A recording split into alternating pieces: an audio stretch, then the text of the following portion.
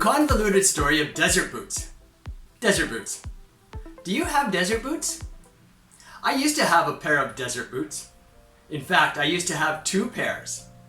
I didn't have 2 pairs at the same time. I had 1 pair, and I wore them out. Then I got another pair. They're pretty good boots because they're so versatile from a fashion standpoint. You can wear them with semi-dress pants, or jeans, or even shorts. You can wear them out hiking, well, let's say light hiking, or you can wear them into a nice restaurant. So I was wondering, how long have they been around? The first company. I did a little research on desert boots. I found out that the Clark Company was the first company to really popularize them. One of the brothers in the company, Nathan Clark, he was fighting in the war in World War II. I don't know if he was really fighting, but he was in Burma anyway, and his brother sent him a message. His brother told him to try and find good designs for new shoes in their shoe company. Discovery. Nathan Clark did just that. He looked around and watched what the officers and soldiers were wearing. He saw them wearing chukka boots. It was on his way home through Egypt, however, that he was able to source the boots and buy them in a market in Cairo.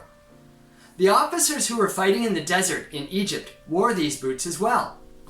They were almost the same design. They were called desert boots, naturally, because they were in the desert. But that wasn't the end of the story. Too busy.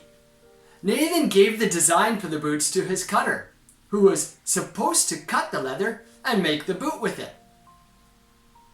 However, the cutter was just too busy keeping up with his work. He was so busy that he couldn't get on to making a sample pair of the new boots.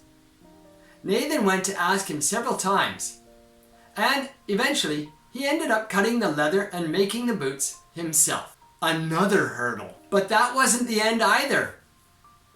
These boots were not popular with the board of the company. The board thought they would never sell, and they would never be popular. Well, this didn't stop Nathan. He was transferred to work in another part of the company, outside of Britain. Take the initiative. He was working in Australia when he made the boots, and started to market them there, and they became somewhat popular. He started to move the boots into other markets. And finally he got into the American market. It was just after the end of World War II, and the American economy was starting to chug into action. That meant that people had money, and they wanted to buy things.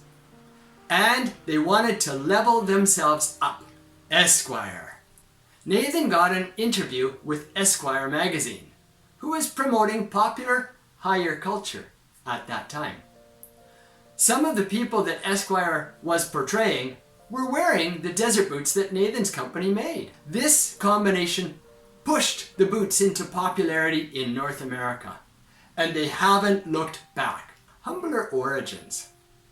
But where did these desert boots really originate? They didn't actually originate in Egypt or Burma. Rather, they originated in South Africa. The Boer farmers living in South Africa made simple leather boots called veldschoen.